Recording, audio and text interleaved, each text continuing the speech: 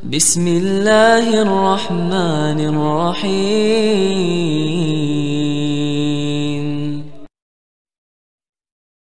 Assalamualaikum warahmatullahi wabarakatuh. Alhamdulillah, wassalatu wassalamu ala rasulillah, ma'ba'ad. Teman-teman yang semoga dirahmati Allah Subhanahu wa Ta'ala. Alhamdulillah, sudah 4 hari teman-teman kita menjalankan ibadah puasa, dan semoga ibadah puasa yang kita lakukan di bulan Ramadan ini diterima oleh Allah Subhanahu wa Ta'ala. Amin ya rabbal alamin. Di dalam video kali ini teman-teman ya, saya punya pembahasan yang cukup menarik terkait sebuah video dari seorang ustazah cantik. Kalau ada ustazah cantik nih teman-teman ya, saya senang untuk mengcounternya. Video yang akan saya bahas ini memang terkait di situasi sekarang ini, yaitu di mana sholat tarawih berjamaah bagi kaum wanita. Di dalam video singkat ini, ustazah ini memberikan fatwa yang cukup ngawur di dalam videonya tersebut. Kenapa saya mengatakan demikian? Ustazah ini teman-teman ya, mengatakan sholat wanita itu lebih baik di masjid daripada di rumahnya. Dan disinilah kenapa saya mengatakan fatwa dari ustazah cantik ini ngawur dan harus kita luruskan. Karena di dalam hadis Rasulullah SAW sudah sangat jelas ya, wanita itu mau sholat apapun, baik itu sholat sunnah ataupun sholat wajib, itu tetap lebih baik di rumah.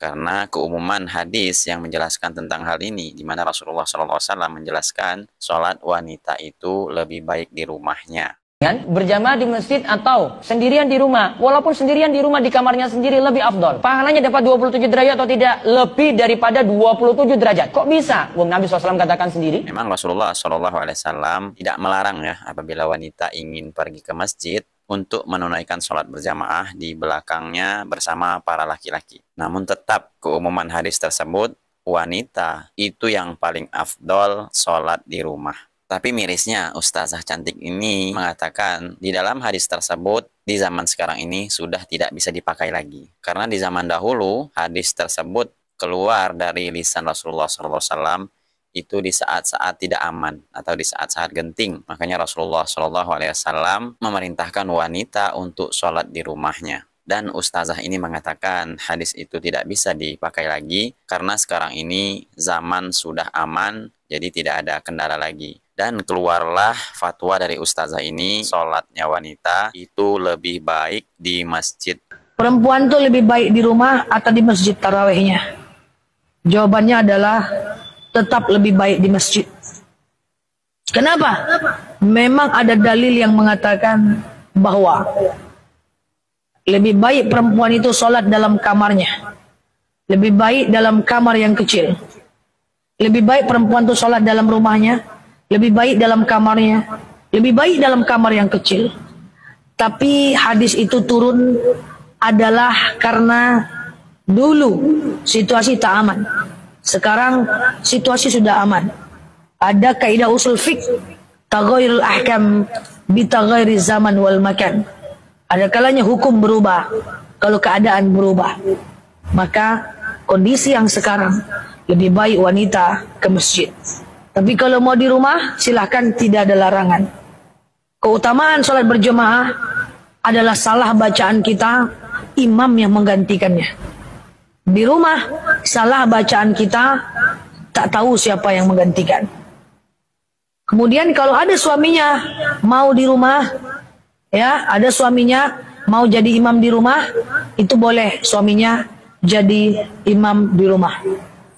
Jadi beginilah teman-temannya, apabila kita berfatwa dengan hawa nafsu kita, jadi seakan-akan hadis yang disampaikan oleh Rasulullah SAW itu dipandang sebelah mata. Hadis Rasulullah SAW itu hanya berlaku di saat dulu saja. Makanya ustazah tadi mengeluarkan kaedah-kaedah yang tidak masuk akal. Sama halnya teman-temannya dengan hadis keumuman berjenggot. Ada juga nih seorang ustadz yang mengatakan hukum jenggot tersebut berlaku di saat zaman Rasulullah SAW saja. Karena dulu di zaman Rasulullah SAW untuk menyelisihi orang-orang Yahudi. Mbah Hasyim Asy'ari tidak berjenggot. Kenapa? Karena jenggot itu dulu untuk menyelisihi orang Majusi dan Yahudi. Nah di sini nggak ada Majusi, nggak ada Yahudi. Yang kamu selisihi apa?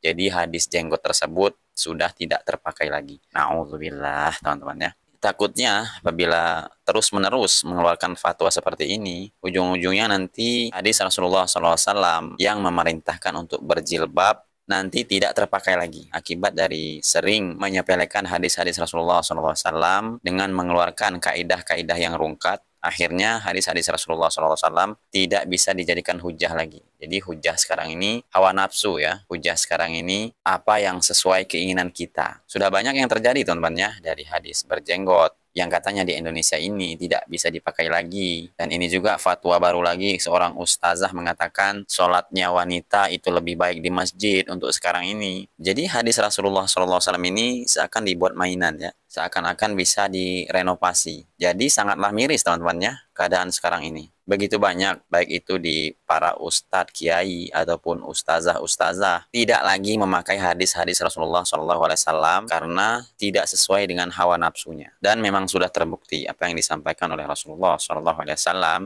di akhir zaman nanti memang akan banyak keluar nih dai-dai yang dai-dai yang menyeru kepada jahanam, yang mereka berfatwa atas hawa nafsu mereka sendiri. Harus betul-betul mewaspadai akhir zaman ini. Akhir zaman luar biasa. Seperti yang kata Rasulullah SAW, akan ada nanti di akhir zaman dai-dai yang menyeru ke neraka jahanam. Barang siapa mengikuti ajakan mereka, mereka pun akan menjerumuskannya ke dalam neraka jahanam. Ini hukum secara umum. Kita nggak boleh menvonis si fulan ini pasti neraka jahanam, ini di neraka. Ini hak Allah Subhanahu wa taala. Cuma sekali lagi ini adalah peringatan dari Rasul, hati-hati. Di akhir zaman banyak dai-dai yang menyeru ke neraka jahanam. Mungkin dia berdakwah tanpa ilmu, atau mungkin ilmunya ilmu yang batil, atau dia tahu al-haq namun dia menjual al-haq karena untuk urusan dunia dan sebagainya. Maka seorang muslim yang bijak, muslimah yang bijak harus betul-betul waspada.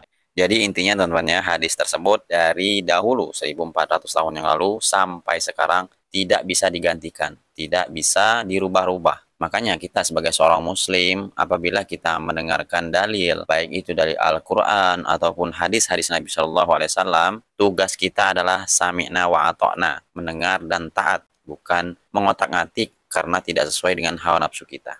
Kata Nabi SAW, la tamna'u ima Allahi masajidallah wa buyutuhunna khairun lahun. Janganlah kalian melarang para wanita ke masjid, tetapi di rumah lebih baik bagi mereka. Wanita kalau sholat tarawih di rumah lebih afdal daripada kalau dia sholat tarawih di masjid. Seluruh keutamaan yang diperoleh laki-laki kalau ke masjid diperoleh juga oleh wanita tatkala di rumah. Contoh, lelaki kalau ingin dapat pahala 27 kali lipat, 27 derajat, dia harus ke masjid. Itu laki-laki.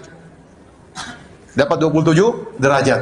Tapi kalau wanita, dia ke masjid, dia juga dapat 27 derajat. Ternyata di rumah lebih baik. Berarti kalau dia di rumah, dia juga dapat 27 derajat. Dan ini bentuk keringanan dan pemuliaan yang Allah berikan kepada para wanita. Lelaki kalau ingin 27 derajat harus ke masjid. Perempuan tidak perlu, di rumah sudah cukup. Lelaki kalau ingin salat supaya dapat pahala salat semalam suntuk, kata Nabi SAW, man shallama al-imami hatta yansarif kutiba lahu qiyamul laila. Barang siapa yang salat bersama imam sampai selesai, bagi dia pahala salat semalam suntuk. Ini laki-laki ke masjid. Perempuan di rumah dia dapat pahala semalam suntuk. Kenapa? Karena salat di rumahnya lebih baik daripada di masjidnya. Jadi sudah jelas teman-teman ya, keumuman hadis tersebut, seorang wanita itu lebih baik sholat di rumah, baik itu sholat wajib ataupun sholat sunnah. Sedangkan sholat wajib saja lebih baik di rumah, apalagi sholat sunnah. Sholat tarawih kan sholat sunnah kan? Sholat wajib saja lebih utama di rumah, apalagi sholat sunnah. Semoga bermanfaat. Wassalamualaikum warahmatullahi wabarakatuh. Assalamualaikum warahmatullahi wabarakatuh.